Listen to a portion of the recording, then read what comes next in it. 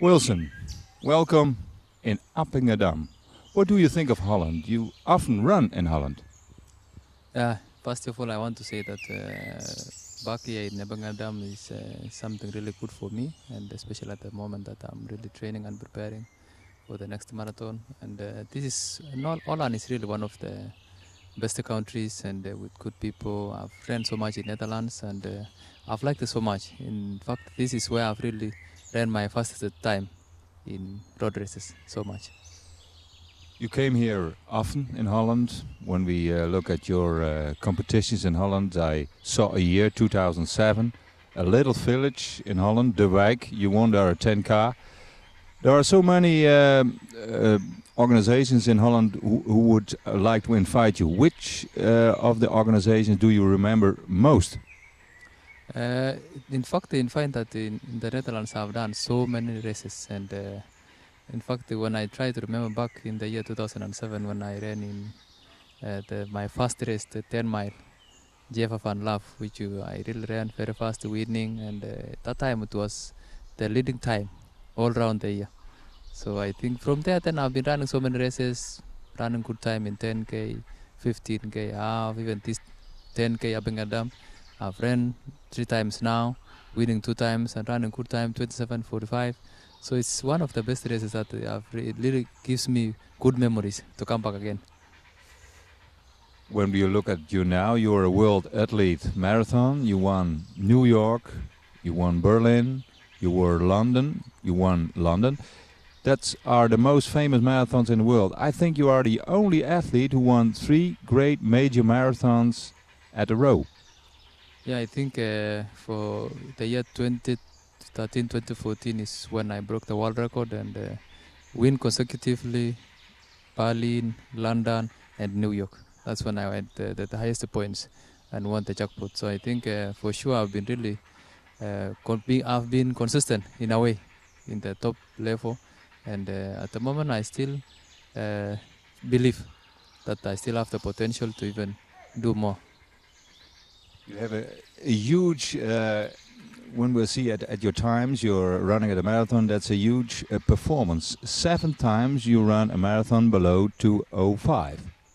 Yeah, I think that is really something which is amazing and something good for me, because I know to run such a time is not easy. And this is how I've been really preparing and focusing for these races, and to make sure that I really emerge the top when it comes to maybe athletics and to my fellow colleagues. So I think I still my target is to run even 10 races under 2:05 before I retire. Yeah. You are a former marathon world record holder. Now the marathon world record is Dennis Kimetto. He is the owner of the new world record. Do you think there is a possibility you can also break his record and to become the new marathon world record holder? For sure, I think at the moment I still believe that I have the potential and the strength to really attempt the record once more. The time now is 2 hours, 2 minutes and 57 seconds, which is like 26 seconds away from my time. So I think with my training and with strong focus, good health, I think, and having a perfect conditions in a race, for sure, God willing, I think there's a high possibility of breaking that record. There's another favorite, Eliud Kipchoge. What do you think of him? Eliud Kipchoge is really came up recently and is proving to be very strong.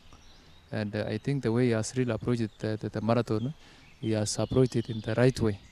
And because he's one of the guys who had really run very well in the track and maybe cross country, he's got a lot of speed.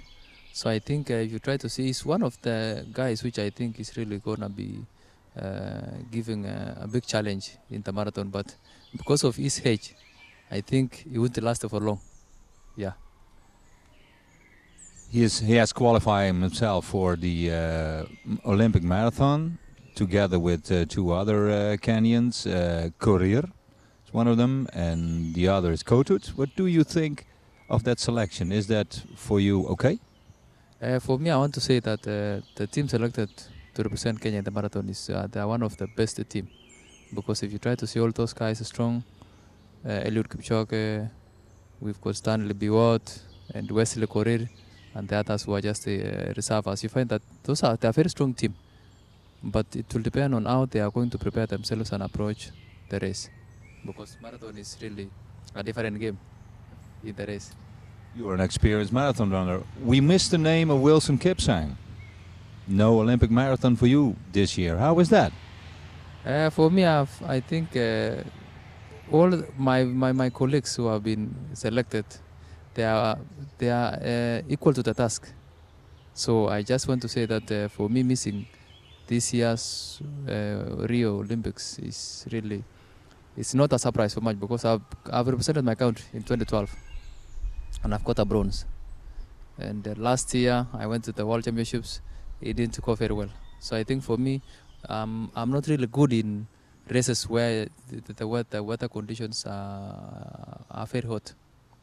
So with hot conditions and humid, I've tried so much in many races with such conditions, but I find myself straining so much. But with conditions like temperatures below 20 degrees, I find myself running very well. That is why this time I decided not to really take a risk. You think also it's a fair decision not to take Kipsang to Rio? Yes, I think because it's one's decision. You know, once for one to run very well, you must be very ready in the mind. But once you have tried in such conditions and you find that your mind is not really ready, then I think to excuse yourself is really something very good. Yeah. 3 weeks ago we talked to Florence Kiplagat. She is also not selected for the Olympic marathon team of Kenya. She was very angry. She said, I am the world record holder. They have to take me to Rio. I think, when it comes to selections, you find that our selection criteria is not very clear. It's not specific that they are using this race or this is the qualifications for one to qualify. But because we have so many athletes in Kenya, they have qualifying time for the Olympics. That is why they just allow athletes to run. Thereafter, then they can select it using their own way. So the federation has the discretion to select who is in and who is out. But the athletes themselves don't have a clear picture of how or what qualifications are required for one to be in. That's why sometimes when the selection is made, you find some athletes complaining that, oh, I wanted to be in, or I thought I could be in because maybe I ran Tokyo very early, winning, and maybe another guy was number 3 in another race and maybe selected. So I think there are so many factors that they have to consider, and which are not clear to the athletes. Yeah. Talking about another theme, doping was a big theme in Kenya. There's now an anti-doping law has been agreed by the parliament. What do you think of that process in Kenya? I wanted to really say that the process is going on very well. Currently, the Kenya anti-doping bill has been passed by parliament, and the president has assented it, and it will soon be it's becoming now a bill, which will assist the Kenya anti-doping agency to have a policy and a working framework that they can use to test the athletes and control all those issues and make sure that they do their tests frequently in accordance to WADA compliance. So I think the process is going on very well, and I think once it picks up, you find that it will really so much assist to control and contain the doping issue. But the biggest thing for this doping issue to really be contained is we need much awareness to our athletes. They should really understand so much the consequences of or the dangers of doping in the sport, the effect of the doping to the athlete, to the sport, and even to the country. So this is something that people should know and they should understand very well. It's not only about that maybe giving a penalty or 2 years ban and then back, 4 years ban and then back. So the punishment should outweigh the pleasure of doing it, you see. Am I talking to an ambassador of a clean sport, marathon running? Yeah, for me, I've been always advocating so much, and in fact, even in Kenya, through our new athletes federation called the PAC, and me as the president, I've been in the forefront to really tell the guys that we are advocating so much for a clean sport. because this is something that we need to compete fairly. When an athlete wins, everybody should really be satisfied that you won fairly.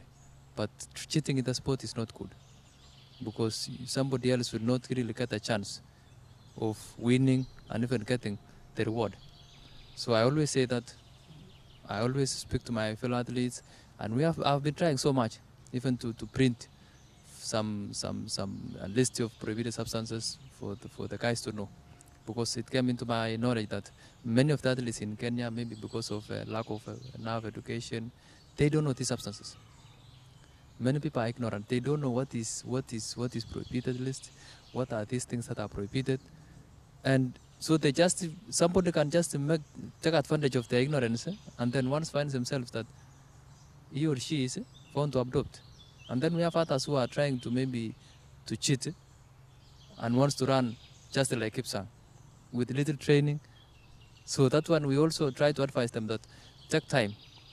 If you see somebody running good, try to analyze and try to see how he has trained, how he has prepared for himself.